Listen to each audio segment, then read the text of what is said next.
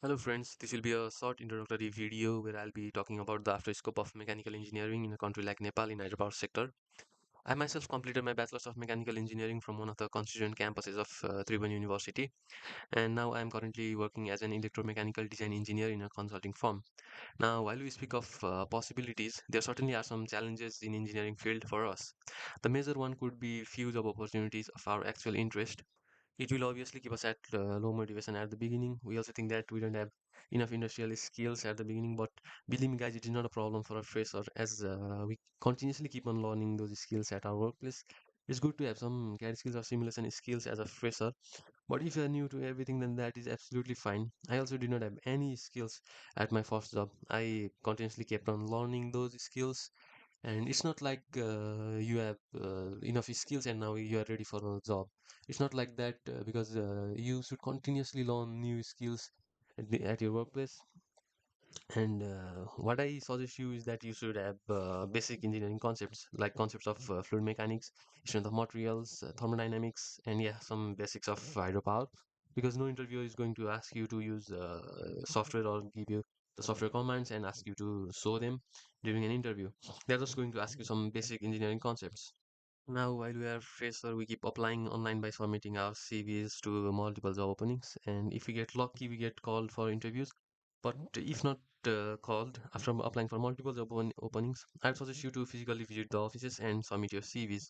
Also, a recommendation letter from a professor could be a plus point. It's what I did after I wasn't invited to any interviews. I think I submitted my CVs to about 15 to 20 consulting firms and finally got called for an interview. I think that's what you should do. It's a quicker way of getting a first job. Now let us talk about the possibilities as a fresher mechanical engineer in hydropower sector. In this sector, you'll either be working as a hydromechanical engineer or as an electromechanical engineer. As a hydromechanical engineer, you'll have to deal with the hydraulic gates, you'll have to deal with all the pipes and fittings, including the egress pipes, source pipes, penstock, bifurcations, valves, manholes, expansion joints. These members are generally located before the main inlet valve. This is the main inlet valve. This is the most powerful valve in the hydropower system. If you guys have ever been to hydropower visits, then you should have seen this valve. This valve controls the water flow towards the turbine. It either stops or lets the water go towards the turbine. This orange component you see, it's a counterweight which helps in closing and opening the valve. The picture you see at the left is a radial gate, which is one of the types of hydraulic gates. These gates are installed at different locations in hydropower, like in intake, at under sluice, at outlet, and different other locations.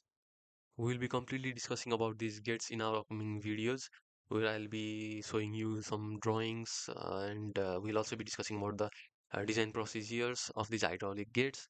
Also the pipes and fittings about majorly about the penstock and bifurcations. They are majorly important parts. We'll also be uh, discussing deeply about these topics in our upcoming videos.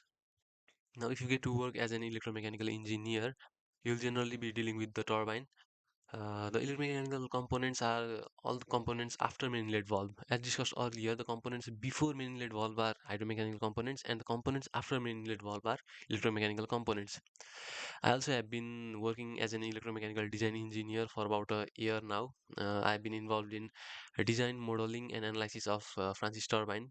We'll be properly learning about the turbines, its working, its design procedures, modeling, and analysis in our upcoming videos. Now let's discuss about the work areas as a mechanical engineer in hydropower sector. In a consulting firm, you will be involved with designing, drafting, and analysis of certain hydropower components. In context of Nepal, majority of firms work in hydromechanical designing, the design of gates, penstocks, bifurcations, and so on. Developers possess hydropowers, they build hydropowers.